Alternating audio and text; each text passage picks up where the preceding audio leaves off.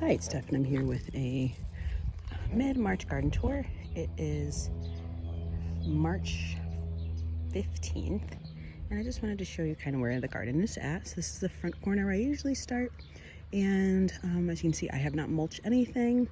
That is going to be on my husband's to-do list this year. I will not be mulching. So usually we try and mulch around Mother's Day, maybe before. Usually whenever it goes on sale, the 3 for 10, the 5 for 10. So this is what it's looking like. There's some bulbs popping up. Lamb's ear got cut back. It's kind of haggard looking, but you know, it's okay. Not much for blooms because it is pretty early. Like this is when stuff starts to kind of come out of the ground, but nothing is really blooming apart from some dactyls, and the crocuses are finishing up. But so here is the warm bed, is what I call it. This is a south-facing bed. I did expand it, as you can see, the line of demarcation. I put down some leaf bags and some topsoil because they were on sale. They're $1.29 a bag at a local hardware store. So not much here to see. I'll be cutting back the bubblia soon. Actually, it looks way better than it did last year. It had no leaves on it last year. So that's exciting. I'll take you in the back. That's where most of the stuff's been happening.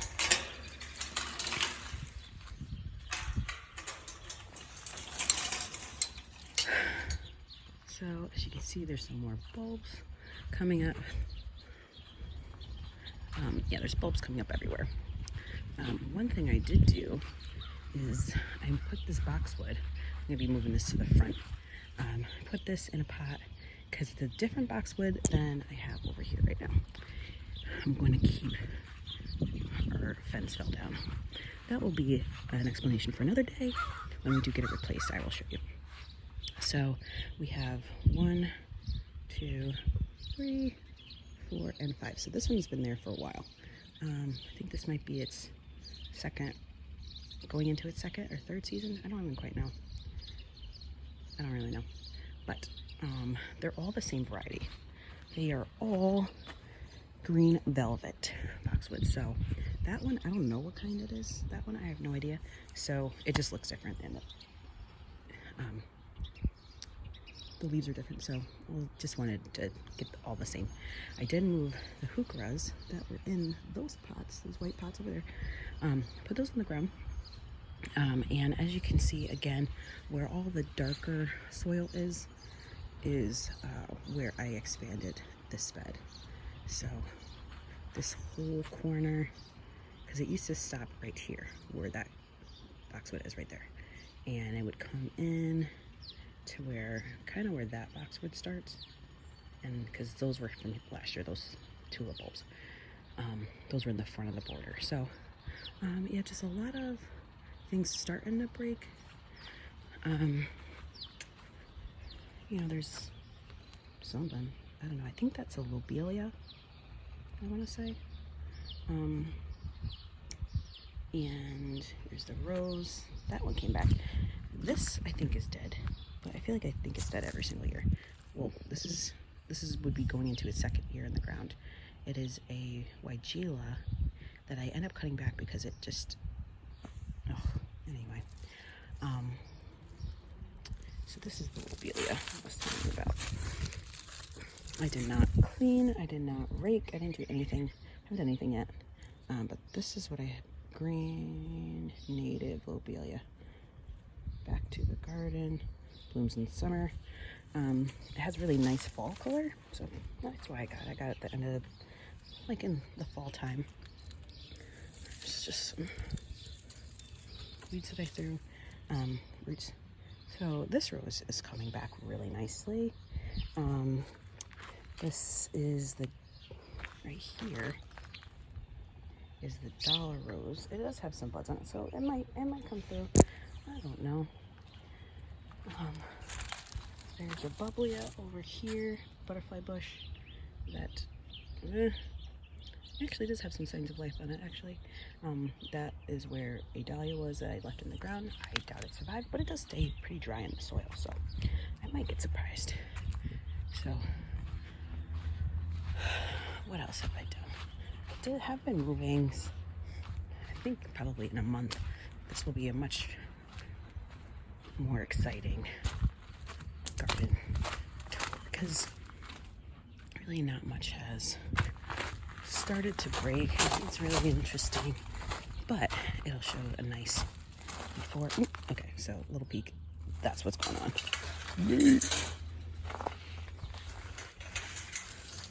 Just to show you where some of the stuff went. So some either exciting or tragic news. These hydrangea macrophyllas are starting to leaf.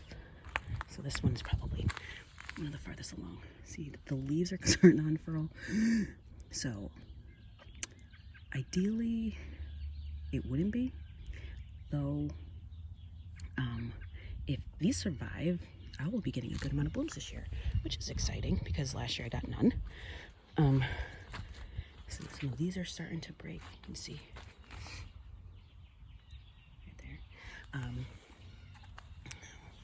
I'm in central Connecticut, zone 6A, and we could easily get more snow. We can easily have a deep freeze.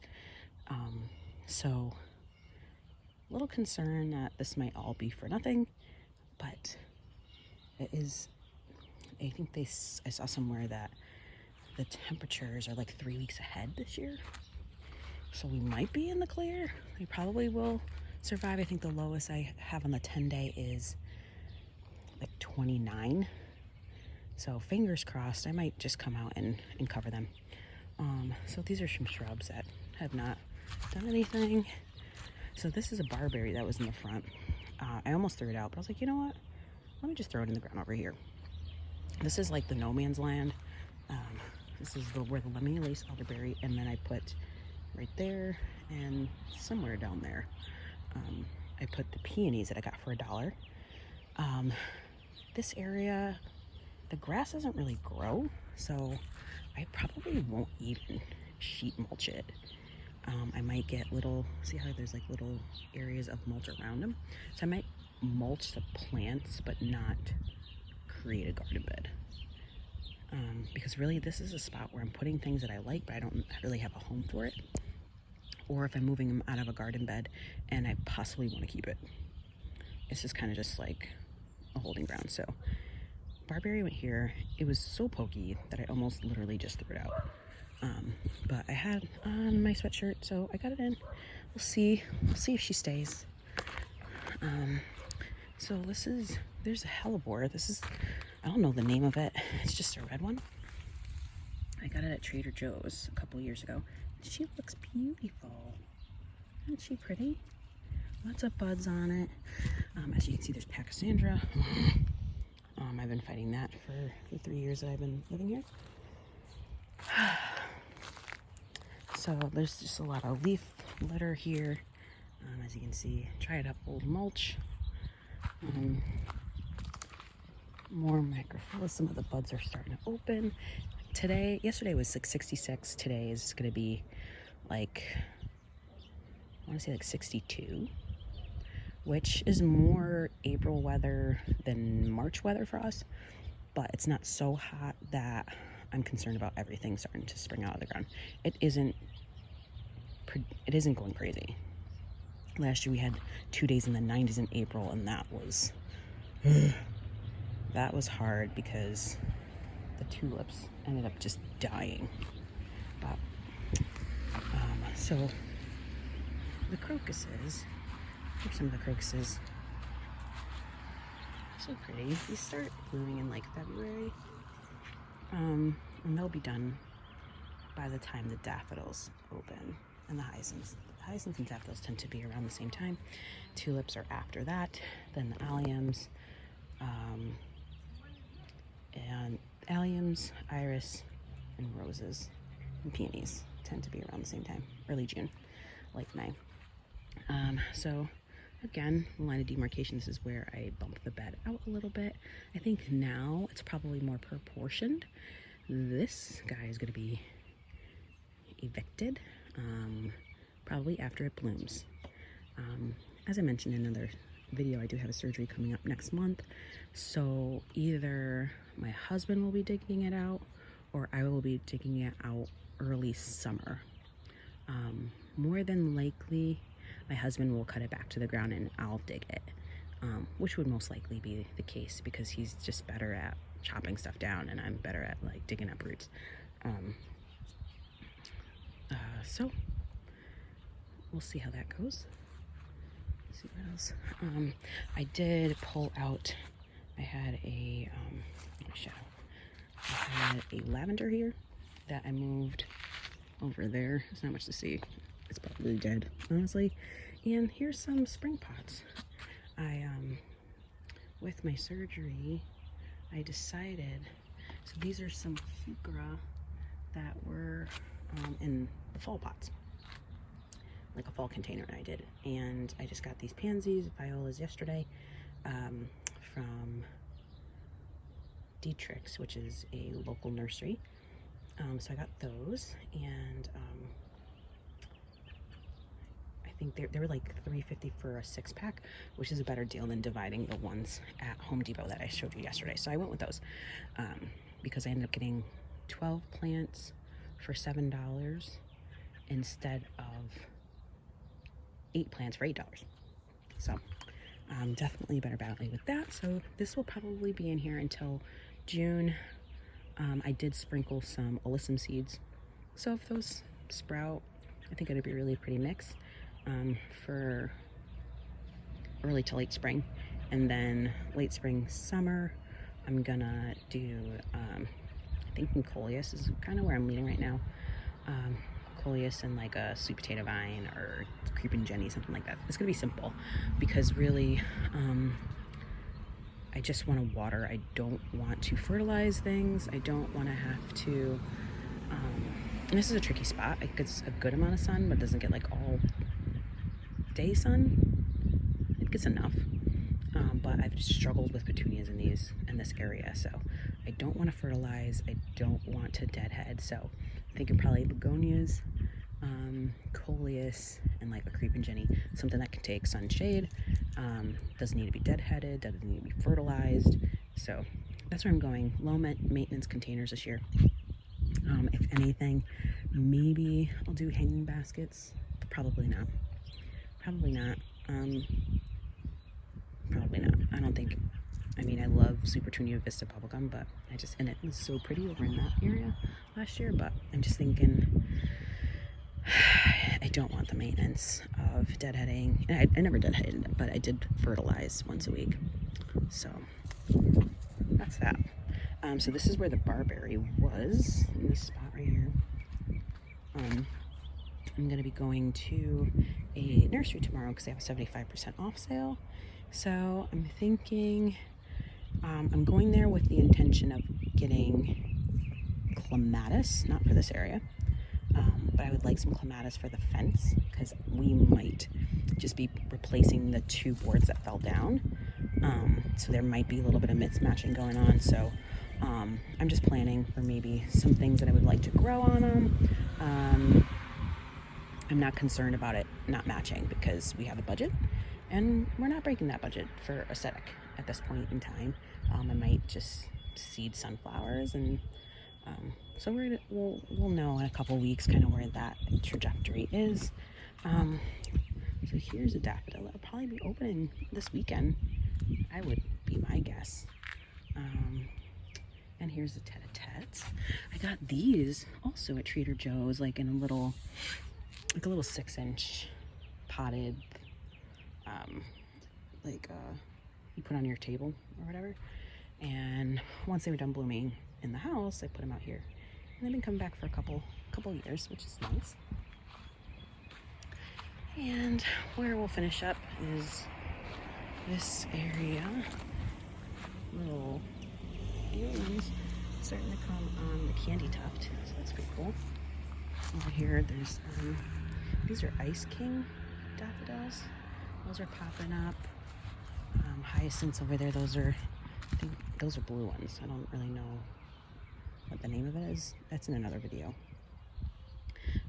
Heuchera is starting to. Oh, they look about right. Just more bulbs. There's some Juga looking pretty rough. have some sticks that need to be cleaned up. We've had a couple of windstorms this week, so kind of shocked that some bigger branches didn't fall. But, you know, one last thing I will show you is this one. So this is probably my least quote-unquote hardy. Well, this is hardy as I'm for. Okay, stand corrected. And this is the David Ramsey. I believe these are the same genetics as the Endless Summer. As you can see, this is leaping out. This one, I'm not as surprised because this is east facing. I mean, this one's completely shot, but this is an east facing plant, southeast. So it doesn't get harsh winds. It does have a tree and the rhododendron kind of blocking some. So, I mean, for a 750 plant and it's showing signs of life, the fact that it survived, that's pretty awesome. So, more leaf debris. Probably gonna come out some crocus blooming. Probably gonna come out maybe next week and